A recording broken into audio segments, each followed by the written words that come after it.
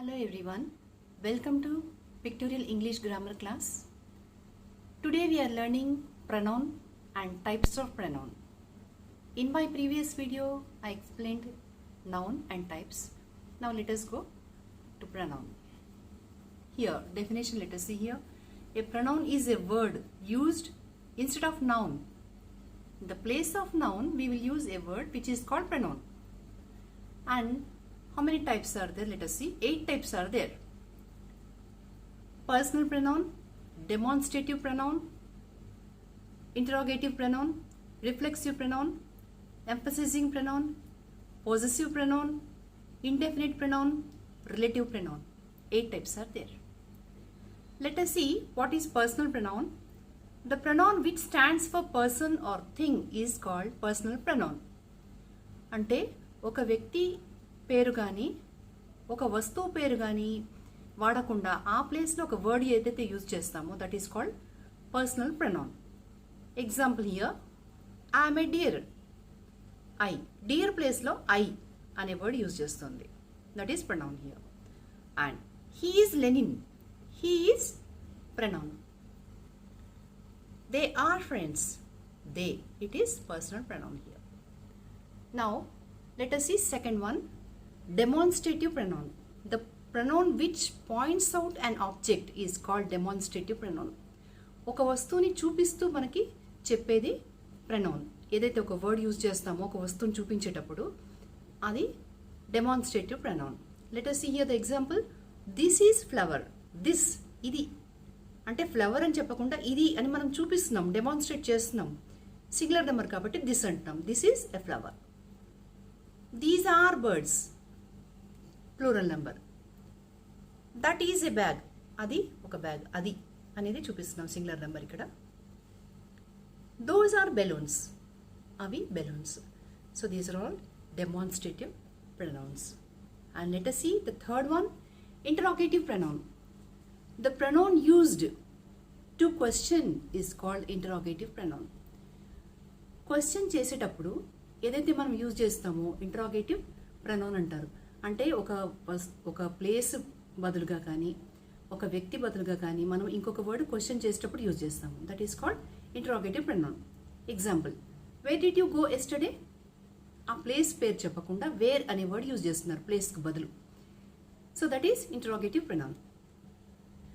Which is your favourite vegetable. Which అంటే vegetable పేరు చెప్పకుండా ఏది అని అడుగుతున్నారు, which. This is interrogative pronoun. What are you doing. ఇక్కడ ఏం చేస్తున్నావు, ఆ చేసిన పనిని చెప్పట్లేదు, వాట్ అనే వర్డ్ యూజ్ చేస్తున్నాము. So it is interrogative pronoun. Then let us see reflexive pronoun. The pronoun which is used as the receiver of an action is called reflexive pronoun. ఎవరైతే యాక్షన్ చేస్తున్నారో ఆ యాక్షన్ వాళ్ళే receive చేసుకుంటారు, అప్పుడు ఆ word ఏదైతే ఉందో దాన్ని రిఫ్లెక్సివ్ ప్రొనౌన్ అంటాము. ఇక్కడ ఎగ్జాంపుల్, హీ హర్ట్స్ హిమ్సెల్ఫ్. వాడిని వాడే హర్ట్ చేసుకుంటున్నాడు, వాడిని వాడే. That is reflexive pronoun, reflex అవుతుంది వాడికి అది. This is duck, it scratches itself. It scratches itself, దానిని అదే. షీ బ్లేమ్స్ హర్ సెల్ఫ్, తనని తానే బ్లేమ్ చేసుకోవడం. So these are reflexive pronouns. And let us see here emphasizing pronoun. The pronoun used to convey emphasis is called emphasizing pronoun. అంటే కొంచెం emphasize చేసి ఒక word చెప్తారు పేరుకు బదులుగా, అప్పుడు దాన్ని ఎంఫసైజింగ్ ప్రొనౌన్ అంటాం. He himself beat me first. వాడే కొట్టాడు నన్ను ముందు, వాడే, అది హీ హిమ్సెల్ఫ్. రెండు పక్కపక్కనే వస్తాయి, హీ హిమ్సెల్ఫ్ అనే వర్డ్ పక్కపక్కనే వస్తుంది. అలాగే ఇక్కడ she her self repaired the TV. ఆవిడే టీవీ రిపేర్ చేసింది, ఇది కూడా రెండు పక్కపక్కనే వస్తాయి మీకు, she her self. She her self goes to post the letter. ఆవిడే లెటర్ పోస్ట్ చేయడానికి ఆవిడే వెళ్ళింది, she her self. This is called emphasising pronoun. Now let us see possessive pronoun. Possessive అంటేనే బిలాంగ్స్ టు అనే అర్థం వస్తుంది, అంటే సంబంధించిన. ఏదైనా ఒక వస్తువు ఎవరికైతే సంబంధించింది ఉంటుందో దాన్ని ఇండికేట్ చేసే word possessive pronoun. The pronoun that shows position is set to be possessive pronoun. This book is mine. నాది అంటే నాకు సంబంధించింది. సో నా పేరు చెప్పకుండా నాకు సంబంధించింది అనే వర్డ్ యూజ్ చేస్తున్నాం. మైన్ రెడ్ కలర్లో మీకు కనిపిస్తుంది ఇక్కడ. That is possessive pronoun. ఇక్కడ same thing plural number. This national emblem is ours. Ours అంటే it belongs to us. This house is yours. Yours మీది, మీకు సంబంధించింది. So that is possessive pronoun.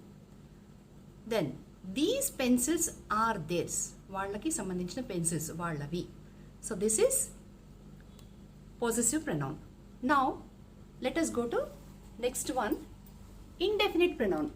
Indefinite అంటే అది ఇంత అని చెప్పలేము. ఆ ప్రొనౌన్ని ఏదైతే యూజ్ చేస్తున్నామో ఆ వర్డ్ మనకి ఒక క్వాంటిటీ చెప్పదు. It will not say the quantity are ఎంతమంది ఉన్నారు, హౌ మెనీ, అలాంటివి ఏం చెప్పదు.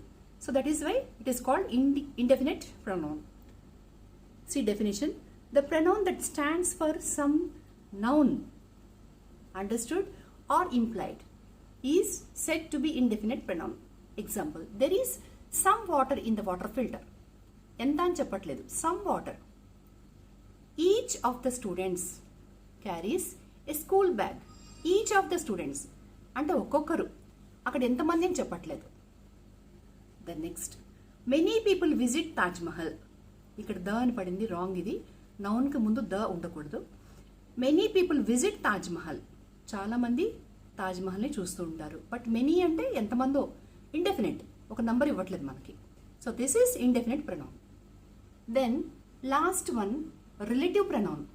The pronoun that relates a noun to a group of words is said to be relative pronoun. అంటే గ్రూప్ ఆఫ్ వర్డ్స్కి నౌన్తో గల సంబంధము ఒక వర్డ్ ద్వారా మనం చూపిస్తున్నాం. That is called relative pronoun. ఇక్కడ చూడండి example, he is Dalai Lama who won the Nobel prize for peace. ఈయనే దలై లామా, ఎవరికైతే నోబెల్ ప్రైజ్ వచ్చిందో పీస్లో, ఎవరికైతే. Who. He is my friend with whom I swim daily. With whom, ఎవరితో అయితే అనేది ఇక్కడ కనెక్టింగ్ వర్డ్. ఇక్కడ అది రిలేటివ్ ప్రొనౌన్, ఎందుకంటే వాడి పేరు చెప్పట్లేదు, హూమ్ అనే వర్డ్ తోటి కనెక్ట్ చేస్తున్నారు. Next, he is Picasso whose paintings were admired by people. ఎవరి పెయింటింగ్స్ అయితే పీపుల్ అడ్మైర్ చేశారో ఆయనే పికాసో. హూస్ పెయింటింగ్స్, ఇక్కడ పేరు చెప్పకుండా ఎవరి పెయింటింగ్స్ అయితే అని అంటున్నాము. So that is relative pronoun. I hope that you all understood this and I'm very happy because subscribers are increasing for our channel. It's very happiest news for me.